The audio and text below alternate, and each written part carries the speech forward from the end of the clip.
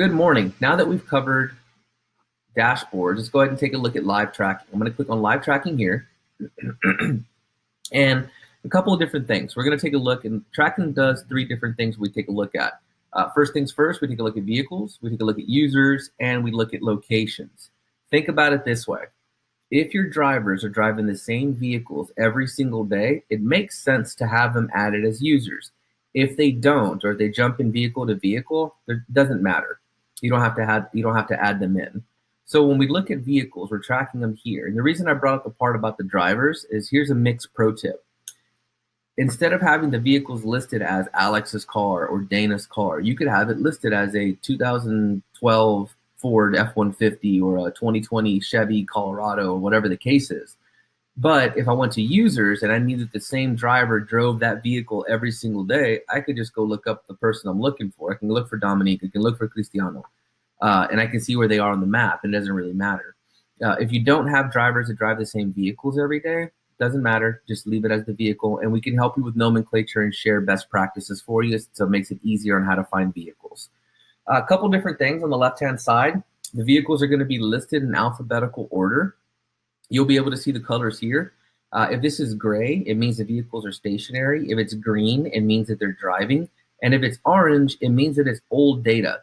Old data just means that the vehicle either A, hasn't been turned on in 24 hours, or it's in an area that doesn't have cellular coverage, and it'll report back the info as soon as it gets back into coverage. If I want to see where a vehicle is at, all I need to do is click on go to vehicle. Takes me right to it. If I want to go ahead, if this vehicle is in motion and I want to follow along with it, all I need to do is click on lock on vehicle. And if I want to see the trip that this vehicle is generating as it's in motion, I can click show trip timeline. If it's stationary, it's just going to show you the last trip it took.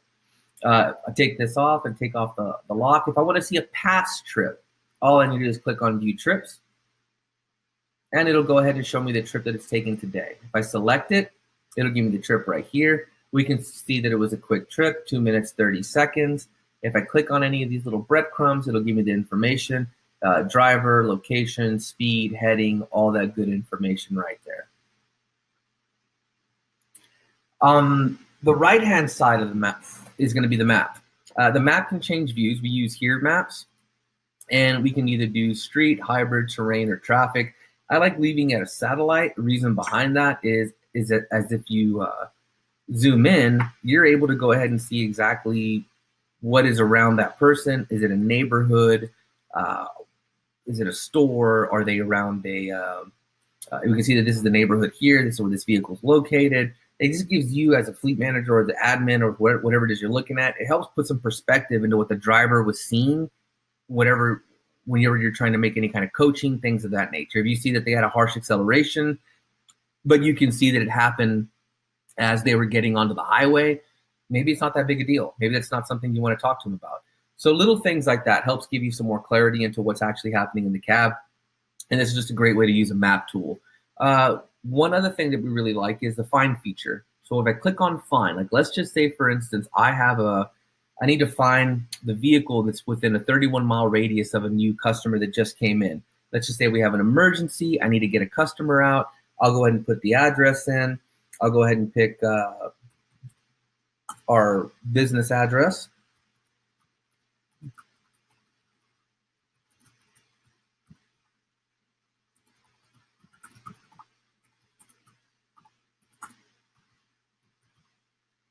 And all I do is hit the magnifying glass.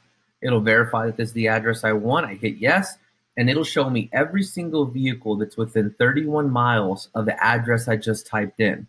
Now, what this does is, for me, if I need to send a driver or another crew to another area, and I can go ahead and type in the address, I can see who's the nearest, and I can see which one's going to be done with the job soonest, and I can go ahead and direct them that that's going to be the next spot that they got to go. It's just a great little tool you can use to help out with that. The other piece of this is setting up geofencing. Geofencing can be set up either using this button right here on the map to go ahead and create a location, but we're going to go ahead and do it the other way. And what that means is we're going to click on locations over here. When I click on locations, it's going to give me a list of all the different geofences that we've already set up. Now, here's a pro tip. Geofences can be used for anything. whether it's customer location, whether it's a no-go zone, which means there's certain parts of a city or there's certain businesses or certain establishments you don't want your trucks at. It can be set up for parts runs. They can be set up for the yard. There's so many uses for geofencing. You can help them set up so you know when everybody's getting to and leaving locations, how long they spent at a location, time in between locations. Did they arrive on site on time? If you use this for timesheets, is it matching up? There's so many different uses for geofencing. That's just a MiX pro tip, and I want to make sure that if you have any questions, please reach out to us and we'll help you work through any use cases that you may have. So here we'll have a list of all the different geofences that we've set up. As I start to go ahead and click on them, you'll go ahead and start to see them pop up on the map, things of that nature. If I don't need them to show up, I just take them back off. No big deal. If I want to add a new one, I'll go ahead and hit add location. When I click on add location, I need to go ahead and put the address in, right? So if I want to put an address in, I can go ahead and pick a, let's see, let's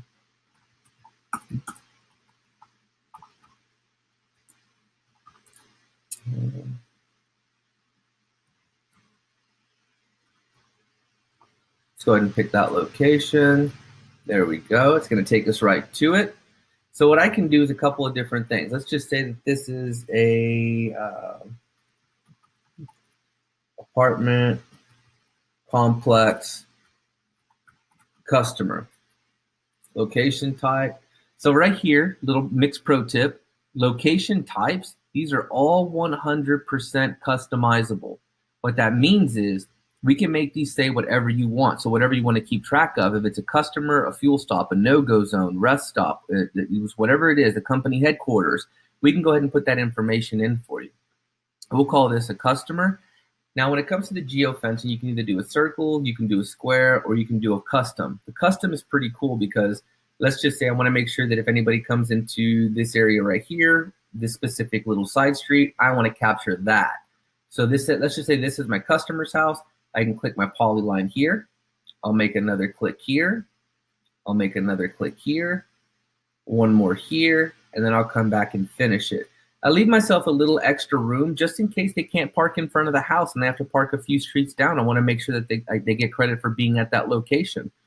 Now that it's a new location and I know it's a customer, here's another MiX pro tip. I like putting my customers in as green because that means revenue or money, things like that. If it's a no-go zone, I mark those in red, which means I don't want anybody in that area. If it's my yard, I'll go ahead and make that black because that's home base, right? There's so many different ways to do this, but I find that having the same colors coordinated with the type of geofencing you're putting out there, it helps when you look at it from a map view, from a big view, and you can see all the different colors pop up. You can see where all your customers are. You can see where all your no-go zones are. You can see where your different sites are. There's so many different uses for this. All I would do from here is go ahead and hit save location. And that's it. Apartment complex customer is completely set up. Now let's just say I need to go ahead and delete one. This is an old one here that we can delete. So what I'm going to do is hit the trash can. Remove this one. Yep. So I went ahead and deleted that one. That one's no longer there. Pretty much it when it comes to tracking. So again, to kind of recover, tracking covers three different things. We either cover vehicle details, so we can go ahead and see live tracking where the vehicle's at. You can also see historical trips by clicking on view trips. You can track users, which are drivers, and that's only applicable if the same driver drives the same vehicle every day, and also locations, which is just simple for geofencing. Once your geofences are set up, we can help you set up a bunch of different alerts and notifications as to time spent at location, time arrival, time spent driving between locations. There's a bunch of different use cases for this that we're happy to help you work through. If you have any questions, feel free to let us know. If not, I will see you in Costbook.